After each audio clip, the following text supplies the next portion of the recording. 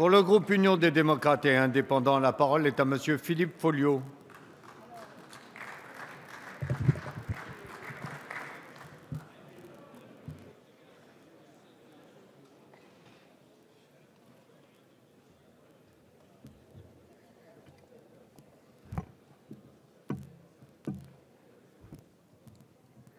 Monsieur le Président, Monsieur le Premier ministre, Monsieur le Ministre, mes chers collègues, la France touchée en plein cœur par des attentats visant à détruire nos valeurs, des massacres et des exactions perpétrés sans relâche contre les civils en Irak et en Syrie, des crimes à grande échelle contre les droits de l'homme et plus particulièrement envers les femmes victimes de viols et d'asservissement et d'enfants réduits en esclavage.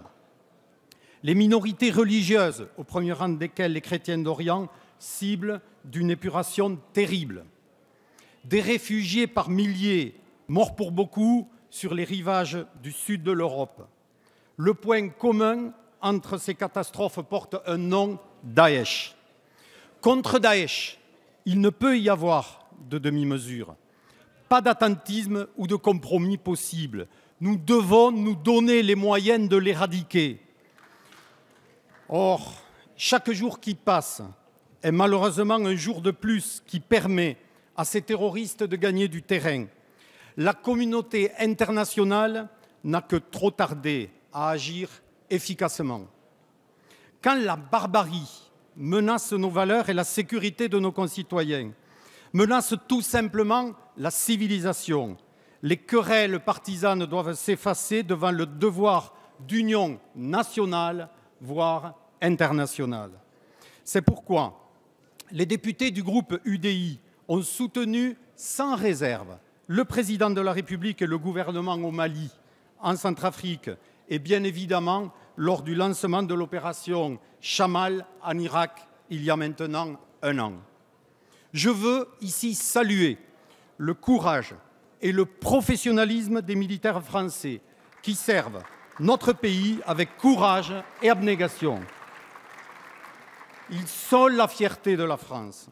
Pour autant, la question des moyens consacrés à notre défense, comme j'ai pu personnellement le constater au cœur du Sahara cet été, se pose toujours avec acuité.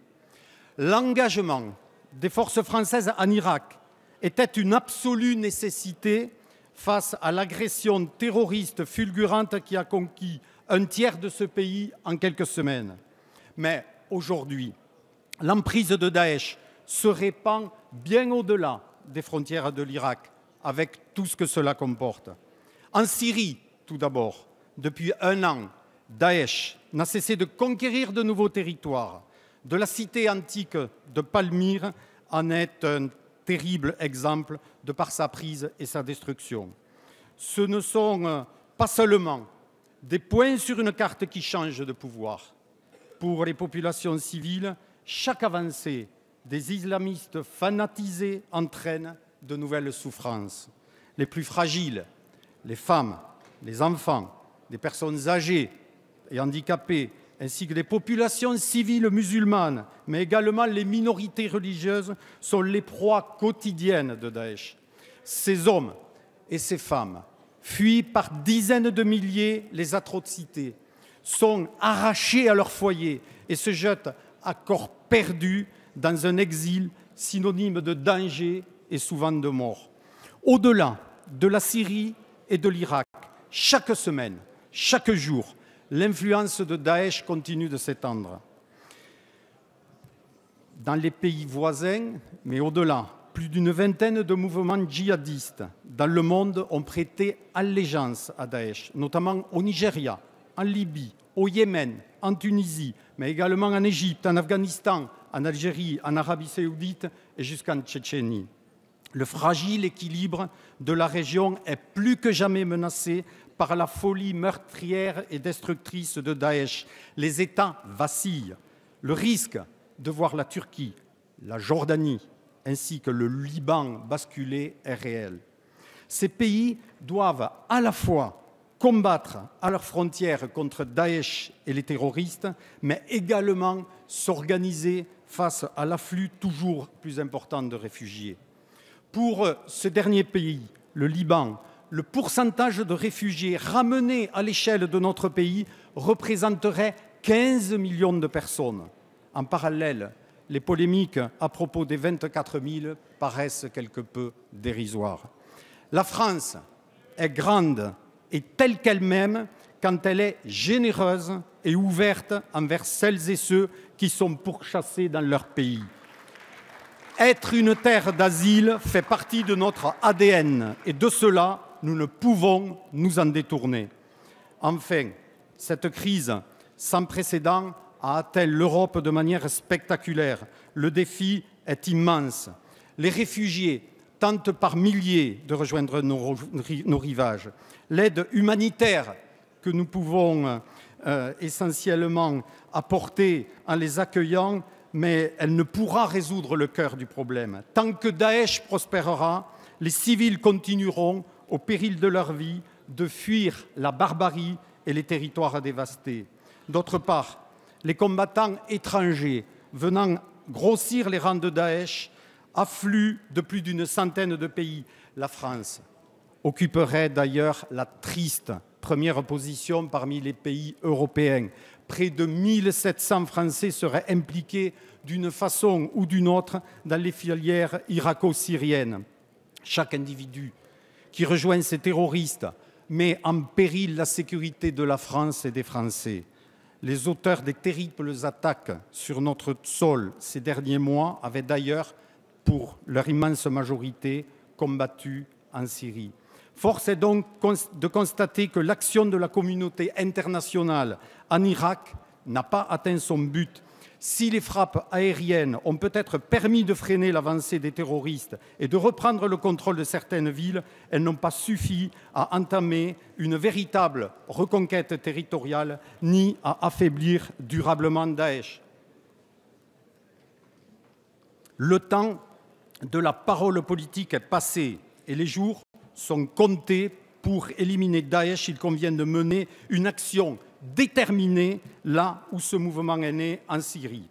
À ce titre, nous saluons l'inflexion de la politique du président de la République de se tourner vers la Syrie, alors qu'il avait affirmé lors du lancement de l'opération Chamal que la France n'interviendrait qu'en Irak. Les députés du groupe UDI soutiendront les vols de reconnaissance au-dessus de la Syrie. Nous appelons également le gouvernement à décider, sans plus tarder, de frappes aériennes. Elles ne constituent pas à nos yeux qu'une première étape qui aurait dû être engagée depuis de nombreux mois. Nous ne pourrons toutefois pas en rester là. Pour mieux faire face au soulèvement de son peuple, Bachar el-Assad, dans un premier temps, et pour mieux déstabiliser ses opposants, a laissé avancer Daesh, qui dès lors et malheureusement a pu prendre l'ampleur inédite que nous connaissons aujourd'hui. L'absence d'opposition solide aux terroristes en Syrie pendant de si nombreux mois leur a permis de s'y implanter de manière durable, de se comporter en véritable État et de s'enraciner toujours plus profondément dans les territoires qu'ils contrôlent. Nous devons dès à présent nous engager de manière décisive pour une intervention terrestre aux côtés des forces locales affrontant les djihadistes, les combattants kurdes, les milices chiites en Irak, l'armée syrienne libre, qui à elles seules sont malheureusement incapables de changer la donne.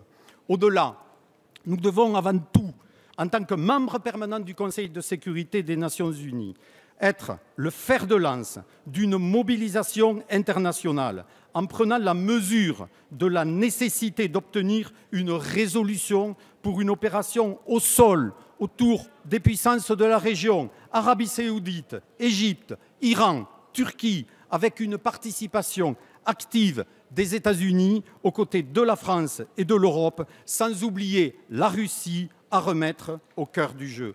Entre deux mots, il faut avoir le courage de choisir le moindre. Si dans l'indicible horreur, Daesh et le régime syrien se valent, force est de constater que l'un nous fait la guerre et l'autre pas. Il est urgent d'en tirer les conséquences. Pour résoudre la question des réfugiés en Syrie et en Irak, cette résolution devrait prévoir très rapidement une force d'intervention type FINUL, qui devrait sécuriser les camps de réfugiés sur place en l'attente d'une solution politique au conflit, tant en Syrie qu'en Irak.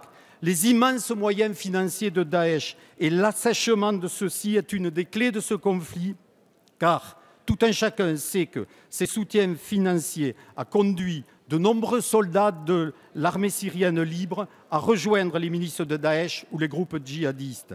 Pour qu'une intervention étrangère sur le sol syrien soit réellement efficace, il apparaît essentiel d'aider la coalition nationale syrienne afin d'identifier les combattants républicains, les équiper et les former militairement, car eux seuls sont parfaitement connaisseurs de la région, des positions terroristes et rodés à les combattre.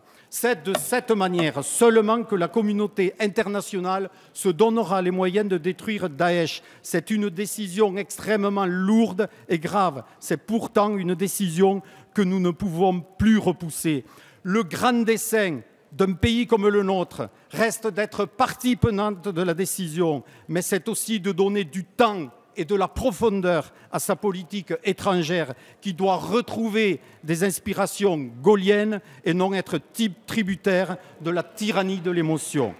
C'est pourquoi les députés du groupe UDI soutiennent sans réserve cette proposition, mais au-delà, appelle solennellement le président de la République à mobiliser immédiatement la communauté internationale pour le vote d'une résolution aux Nations Unies donnant les moyens enfin d'intervenir efficacement contre la bête immonde du terrorisme incarnée par Daesh. Je vous remercie. Merci, Monsieur Folliot. Pour le groupe écologiste,